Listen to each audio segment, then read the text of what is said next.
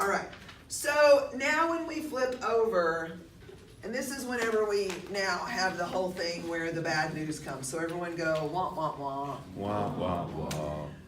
So the opposite of anabolic is catabolic. So we start to talk about the main catabolic hormone that we are going to talk about as it relates to strength training and as it relates to what we're going to see with our athletes. Now, look on page 82. We actually start to see when we talk about the role of cortisol. Cortisol exerts its major catabolic effect. No, wait, that's enough just to scare me right there. So cortisol exerts its major catabolic effect by stimulating the conversion of amino acids to carbohydrates. Now, if I am stimulating the conversion of amino acids to carbohydrates to be used as fuel, what am I using as fuel then? Protein. Protein and muscle. Someone say, no way, not me. No way, not me. But here's what we know. This does happen. And remember how we've talked about the highly scientific term of skinny fat? Mm-hmm. This is whenever we start to see muscle mass being used as a source of fuel when we become highly catabolic. So I know you're asking, hey, Miss McKay. Hey, Miss McKay. What do you do to become catabolic? What do you do to become catabolic? Because I don't want to do that. Because I don't want to do that. All right. So keep going with me. Turn over to page 83. So we pick up with that and we start to hear the rest of the horror story. This inhibits protein synthesis, it suppresses glucose dependence, and it causes this glycogenic and immune cell function breakdown.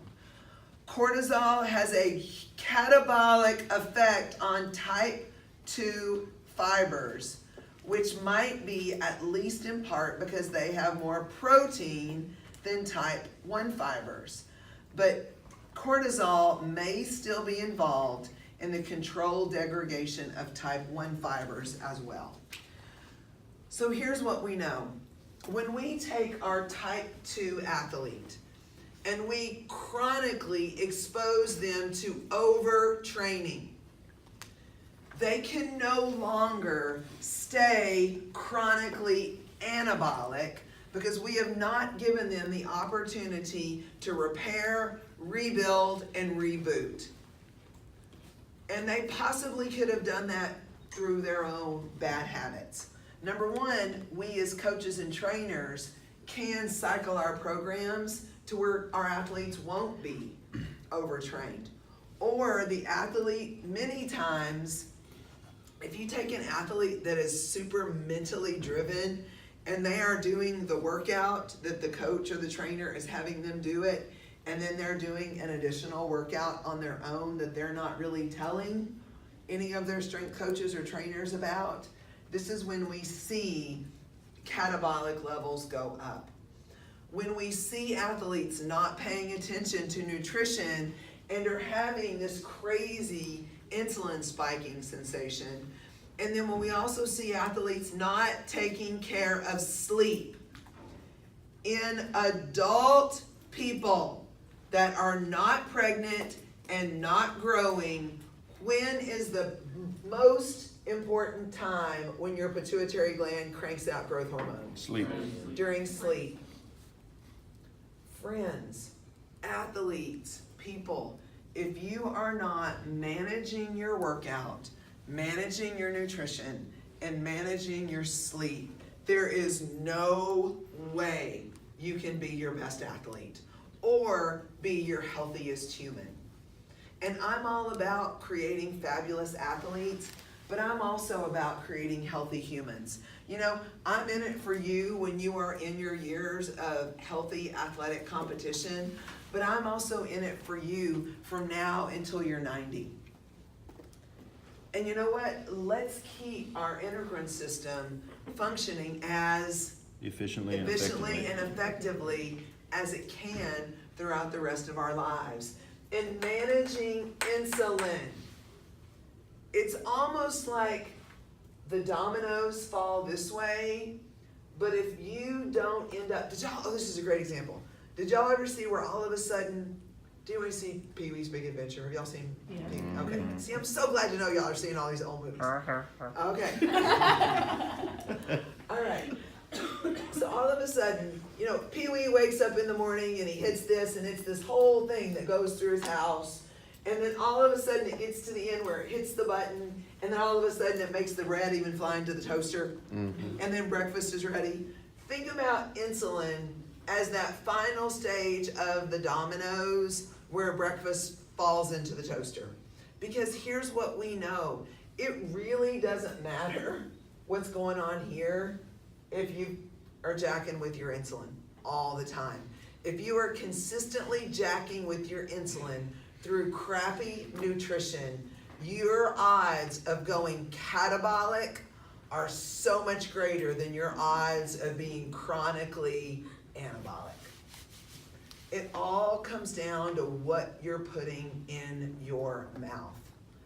Friends, you guys, we talk about this, that 1 hour of exercise that you're doing every day is dependent on those 23 hours during the rest of the day.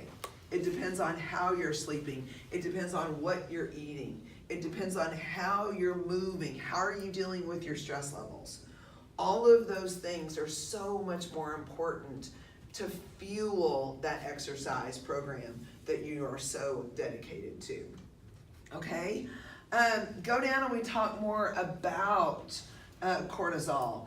Cortisol responds to resistance exercise protocols that cause a dramatic stimulus to anaerobic metabolism. Now, go down again. Because of the catabolic role of cortisol, athletes and strength and conditioning professionals have much interest in its potential as a whole body marker of tissue breakdown. Now, flashback with me. Do you remember when one of my dreams was to be able to be training an athlete, and all of a sudden we're getting close to their lactate threshold, and I'm able to go, quick blood draw. Nope, you're not there. Keep going, because you were wanting to quit before you were done. Remember that was one of my dreams? My other dream, and I'm telling you, our Olympic athletes are getting to do this. With our Olympic athletes, we can actually do a blood draw, and one of the things that we start to notice is, we call it your T to C ratio, okay? All of a sudden, this is your testosterone levels, and that's your cortisol levels. Now, here's what we know. We need testosterone levels to be greater than cortisol levels.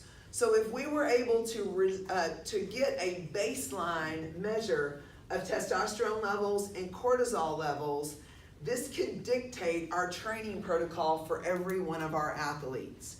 And I tell you, if we started to observe testosterone levels going down and cortisol levels going up, what kind of alert system could that be for our coaches, our trainers, and ourselves, even if we were able to measure this? What would that be a huge sign of? Need to rest. Needing to rest. It'd be a big warning light of overtraining. We would say, you know what? I need to pull this athlete back. And here's what's interesting. This might be going on really before the athlete even realizes it. But this is when we flash back to the blueprints of this class and we talk about chapter 8. What do we need to be really good at observing in our athletes and our clients and our people? Body language? Body language, energy levels. You guys, when someone is having lower than normal testosterone levels and higher than normal cortisol levels, Mood, you guessed it. You guys, so if you have an athlete that you kind of know their typical mood, and all of a sudden you're like, why are you mad? Like, why did that bother you so bad? So refer to that last week of the 4-week cycle that we talked about the PMS week, the pretty miserable stuff. And this is not just on a female level as well. You guys, if you're observing big mood changes in your athletes, you should know that, hey, we're possibly overtraining here and we have become cortisol dominant. So what are you gonna do with an athlete that's become cortisol dominant?